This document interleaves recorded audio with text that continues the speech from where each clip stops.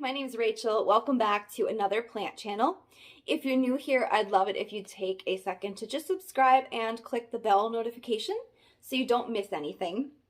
With that being said, today's video is going to be kind of a weird haul thing. So it's the end of September, and normally at the end of the month I will share a houseplant haul, show you anything I picked up that month that's either planty or related to plants. But this month I only bought one cutting. Well, one set of cuttings. I only have one piece of it now. The other is in a separate package. So I'm going to show you that. But I did a major de-haul. I don't really know what to call it. I don't like the word purge. It kind of sounds weird. But I went through my collection and I got rid of duplicates, because when things grow and you propagate, you end up with so many like double plants that I didn't need. I didn't have space for. So I went through, got rid of duplicates, got rid of anything that just was something that I didn't love, whether I picked it up at a swap, so it was kind of just like you got it because it was there, or whether it's something that I just kind of fell out of love with. And what I did is, I think 4 or 5 times I set up like a little thing by the curb in front of my house. I put out anything that I was getting rid of and a sign, free plants. And then I would put it on like a local Facebook group. And that way it was kind of like, I don't know, because I could just picture somebody like me finding them. I would be thrilled if I saw free plants. So I'm hoping they went to a good home, somebody is happy, and they're caring for them. So let's just get into this new plant. This one's got a little bit of a story. So here you're going to look at it and it's just like whatever. So this is a Baltic blue pothos is what it's being called, I guess, by Costa. It's one of their releases where they kind of, they name it, and they've named it the Baltic blue. Now what it really is an Epipremnum pinnatum blue form. So very similar to the Epipremnum pinnatum variegata that you've seen in my other videos. Very similar to a Cebu blue, but not the exact same thing. And I'll go ahead and put some pictures on the screen of stuff that I've researched. So I've mentioned before, I'm part of a Facebook group called Big Box Store Plants or whatever. So I saw this on there a couple weeks ago. People were reporting finding this new plant that looked really similar to a Rhaphidophora tetrasperma. These will fenestrate, and the pieces that I have coming do have fenestrations. So I'll put a picture of them too, so you can see these are all going to be together. So people were saying they were finding this. They weren't sure what it was because it didn't look exactly like a Rhaphidophora, but it looked very similar. And then people were doing research, and eventually someone from Costa commented confirming that it's the Baltic blue, and it's something that is new that they're introducing. And then there's a little screenshot of the 3 leaf types side by side, and I'll put that in there so you can see that it's slightly different from the others. And then, let's see, so what's the next part of this story? So then I started looking on Walmart.com. My store didn't have it. It seems to only be showing up at Walmart. So far, I haven't seen anybody reporting that they found it at Lowe's or at Home Depot. So it seems to be only showing up at Walmart. So I checked my store, and then I've been checking online. And online, the Costa plants at Walmart are a lot more, but it's been out of stock, so that is a moot point anyways. So I did end up finding some cuttings on Mercari, and I went ahead and got those. And if it grows anything like a pothos or an epipremnum, it should grow semi-fast, so starting with cuttings is not a big deal. So, long story short, that is the plant I picked up for this month. And now I've got my little planty planner here where I wrote down all the plants that I purged, got rid of, gave away, whatever. And what I kind of want to do, I'm just going to go over them. I don't have pictures because, like I said, I kind of put them by the curb. So I'll just put in kind of like a stock photo or like a Google image if I can find one. And I'll just go through them real quick and tell you why I chose to let each one go. So first is my chocolate Aglaonema. I let that one go simply because it looks so much like a calathea, which is why I got it. but I prefer my calatheas to it, so I let that one go. My mini lipstick plant, I had a couple of these, and given like all the other plants I have, these were just not at the top of my list. The Black Pagoda lipstick plant, I just have so many of them. I love that plant. I think it's wonderful, but it grows so fast that I had, I think, 2 or 3 propagated plants from it, and it was just getting to be overwhelming. So I kept one small one that hangs outside and one small one that sits in my kitchen window, and I let the huge pot of it go. A lemon lime upright type philodendron.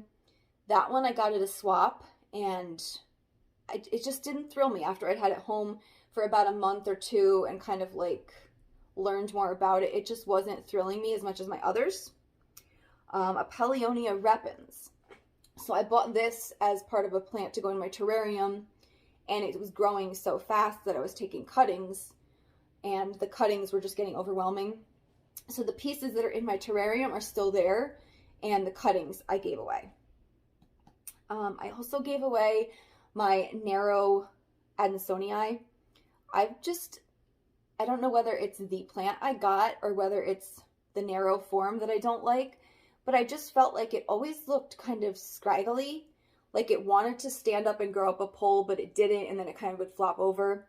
So I have the wide form, which I love. That plant is gorgeous and I love it, and the narrow one just never really got my heart. So I gave that away. Hopefully someone else is enjoying it. A Crimson Queen Hoya. I just had too many. I had 2 pots because I made a division.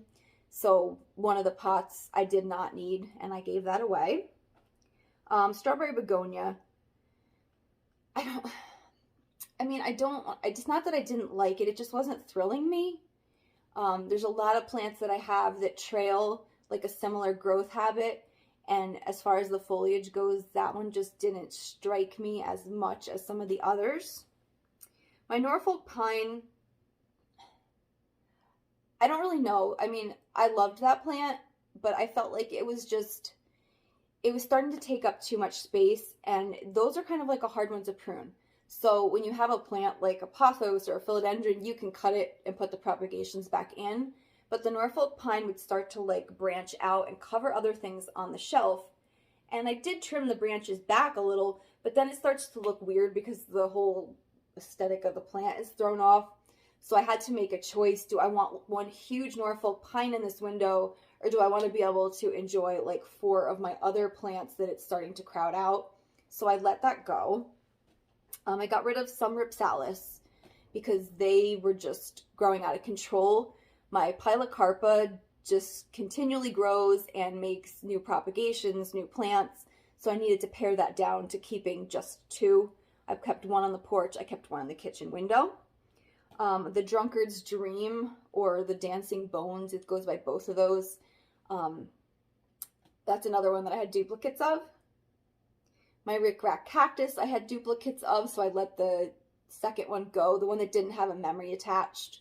One I picked up on vacation in Terrain, and that one I really like. And then I picked up a second one at Home Depot just because it was there. It was like an impulse purchase, and that one I let go because it just doesn't have the sentimental type value attached. What else? My ZZ plant. So this wasn't like one of those just plain green ones, and I had gotten this back at the beginning of my plant journey. And it slowly declined until there was about 2 stalks left, and those stalks have been kind of holding on, but it's just not thrilling me. So maybe somebody else will love that. My orchid cactus. It's such a similar shape to my rickrack cactus that having them together, it was almost like looking at the same plant, and I just didn't love it as much. So I let that one go. My jade. I had 2 big pots of jade. I had a regular jade that I got from cuttings at a swap, and it filled out probably like a 10-inch pot. It grew really fast. And then I had a variegated one, which I rescued from a Lowe's where they clearance them down, and that one grew a lot too. But like in my heart, I'm just not hugely into succulents as much as I am tropicals, so I let them go. I had a euphorbia that I was keeping on my back porch. a really tall, I don't know if it was the zigzag one, but it was a really tall one. And that plant had started out pretty full with maybe like 3 or 4 different stems. And over the past 2 or 3 years, there's only one remaining. And I don't know, it wasn't thrilling me as much as it did. So I let him go. Okay, what else? We're getting towards the end of this, guys, I promise. The Rhaphidophora Heyi, I got that back in December. And I had 2 pots of it. I had one that I kept here in this cabinet. You can see actually the empty spot. And then I had one that I kept outside for the summer. And the one that was outside for the summer went crazy and grew so much. The one in here grew a lot too. But I didn't need 2 pots of it. And what I really wanted to do was I want to take some cuttings of the one that I had outside and put them on a plank and kind of put them over in my corner behind me here. I have like a grow light hooked up. And I've got all the other Rhaphidophorus there, so I kind of want to make it a corner for that. So that was my plan with that, was to get rid of the potted one and eventually plank one. I had a rabbit's foot fern in like a little glass terrarium thing, and I loved that thing for a while, but then it just kept growing and like busting out of it, and I would try and trim it back, but then the leaves would burn, and it wasn't looking its best. So I let that one go. I let go one of my Philodendron Brilli Marks because I found one at a local nursery and I was thrilled. That thing got root rot. I nursed it back to health and was so excited. And then my husband ended up getting me cuttings for, I think it was Easter. He ordered, like, instead of a flower bouquet, they did a cuttings bouquet. So obviously the one that came as cuttings from him meant a lot more, and I didn't need 2 of them. So I let the one that I had nursed back from root rot, I let that go. And then I also got rid of just 2 small cacti. I don't know what kind they were, but they're like the kinds you see at like Walmart or Home Depot where they come in like that little 2-inch plastic pot. I let those guys go just because I have so many little cacti that I really love and enjoy. And those were ones that, like, every time I would water them, it wasn't like where I was excited to see if they were doing anything or if anything had changed. So I kind of realized that they're just there. So I let those go too, and hopefully somebody will enjoy them. And that is it. So I hope you guys enjoyed seeing the one cutting I picked up and then hearing about the other ones I let go, because I do feel like it's important if you're collecting things or into something, you do have to go through every now and again and kind of like edit it and figure out, you know, is this still making me happy? Otherwise you just become overrun with stuff. So this was kind of like important. I needed to do this. So I hope you guys enjoyed it. Thank you for watching, and I'll see you in my next video.